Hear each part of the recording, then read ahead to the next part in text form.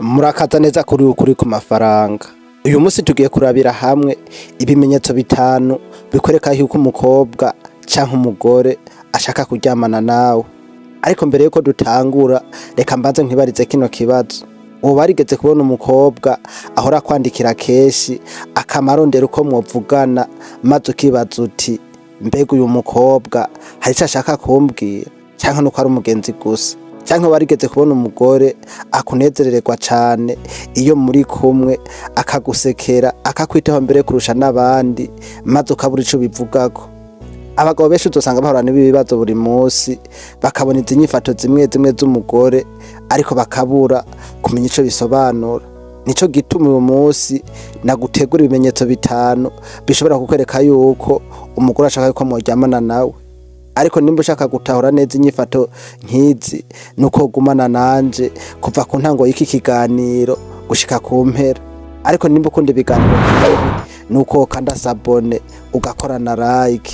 Amaze ndagushikiriza mu biganiro ni Ntirama Pascal.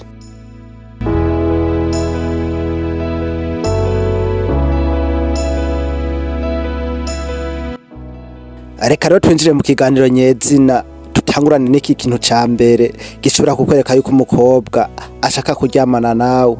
Ikintu ca mbere rero ni mu gihe umukobwa azohora arondera kumarana nawe umwanya muremure. Iyo umugore atanguye kugushira ku rwego rutandukanye n'abandi bantu, ikintu ca mbere ubona si vyo avuga, ahubwo nuko yitwara mu gihe muri kumwe, akaba ni wa muntu ahora ashaka kuguma hafi yawe. Ushobora gusanga ari we atangura kukwandikira, kandi ibintu nuko bitazoba rimwe, nuko akeshi cane uzobona ari wa muntu azoba afise uruhara, akaba ari watangira kukwandikira. Ukabona uwo muntu ni wa muntu nubwo muba mutariko muraganira, ahora ashaka kugaruka na ca kiganiro mwamye muraganira kugira ngo arabe yuko muba muravugana. Hari n'igihe akwandikira, akakwandikira ata mpamvu nini, ugasanga ariko arakubaza uko umunsi wagenze canke akakubaza uko umerewe mu buzima. Ikintu womenya nuko uko azoguma kurondera uko yokuvugisha, nuko azoba ariko ararondera kugira ngo abe igice kimwe mu buzima bwawe. Rero niwabona umugore ukabona ni wa mugore ahora arondera kumarana nawe umwanya munini, ukabona ni umuntu azohora ashaka kwitanga kugira ngo muvugane, nyamba ari wa muntu mwamye muravugana ikintu akaraba ukuntu akigarukana kugira ngo mube muragikomantako, uzoca umenya yuko umuntu yuko azoba hari hagati connection izoba ibahuza. Rero ni uzoca umenya ikintu ushobora gukora. Reka rero tugere naco kimenyetso ca kabiri kikwereka yuko uwo mukobwa ashaka yuko mworyamana. Ikimenyetso ca kabiri ni mu gihe uwo mukobwa akwereka ko agukunda kurusha abandi. Umukobwa udusanga iyo muri kumwe n'abandi bantu hari ikintu gitangura kugaragara. Ushobora kubona ko aguhitamo wewe kurusha abandi bose. Mu gihe ariko aravuga akeshi niwaganiriza, iyo aseka niwaguma ashaka kubona ko amerewe neza hafi yawe. Suko abandi batamushimisha, ahubwo nuko wewe uba ufise ikintu ushobora guhindura mu mutima wiwe. Rero ikintu nokubwira nuko niwabona umukobwa muri kumwe akakwereka yuko agukunda kurusha abandi, akaba ni wa mukobwa azohora ashaka kukwegera, akaba ni wa mukobwa uzovugisha ukabona arasetse kandi ukabona arishimye, uzoca umenya yuko umukobwa yuko muzoba mufitaniye connection hagati mwebwe babiri. Rero ni uzoca umenya ikintu ushobora gukora.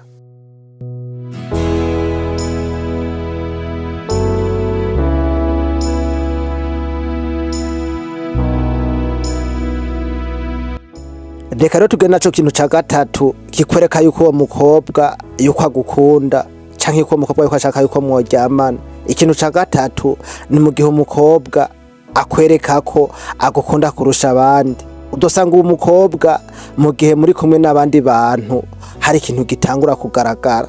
Ushobora kubona ko aguhitamwo wewe kurusha abandi bose. Udosanga uwo mukobwa iyo ariko aravuga akeshi niwe waganiriza, no mu gihe ariko araseka ni wewe aguma ashaka yuko wobona ko amerewe neza hafi yawe.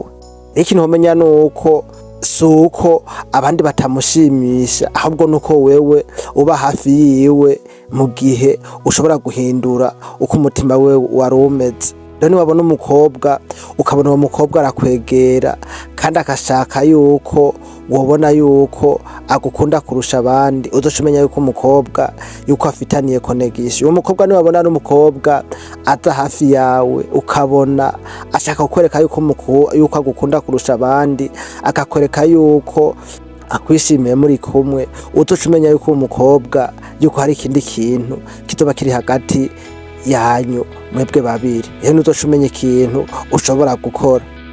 Reka rero tugere naco ku kintu ca kane gishobora kukwereka yuko uwo mukobwa yuko ashaka kuryamana nawe. Ikintu ca kane ni mu gihe uwo mukobwa akwizera kandi akakubwira amabanga yiwe.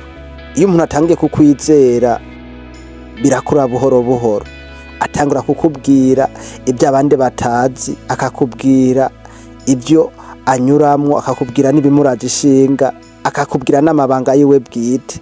Uba utanguye kuba umuntu w'ingenzi mu buzima bwiwe, umuntu afata nk'uw'akarorero, kuko amabanga ntatangwa ku muntu wese, atangwa ku muntu yizigirwa.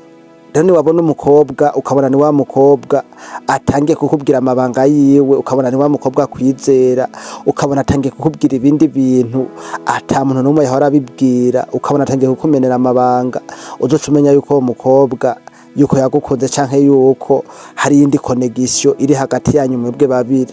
Rero niwe uzoca umenya ikintu ushobora gukora.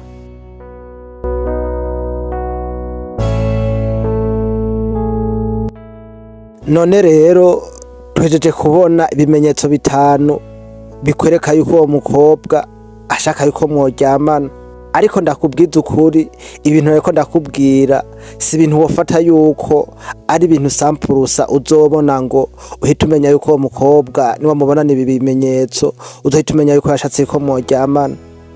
Ariko uzoshobora kubibona ku muntu, ariko uwo muntu akaba bifise atari uko yoshaka yuko mworyamana, ugasanga ni urukundo agufitiye cyangwa ugasanga niko uwo muntu asanzwe ameze. Rero nuko niwabona umukobwa ibimenyetso nuko uzobanza ukabanza ukabiraba neza, ukabisesengura, ukabiraba, mukaganira, mukayaga, ukumva neza ikintu ashaka. Hama nibaza yuko iki kiganiro coba cagufashije, nuko ukora sabone ugakora na like. Hama je nako ndagushikiza kino kiganiro ni Ntiyampa Pascal, tukaba tuzobonana mu kindi kiganiro c'ubutaha. Ciao ciao.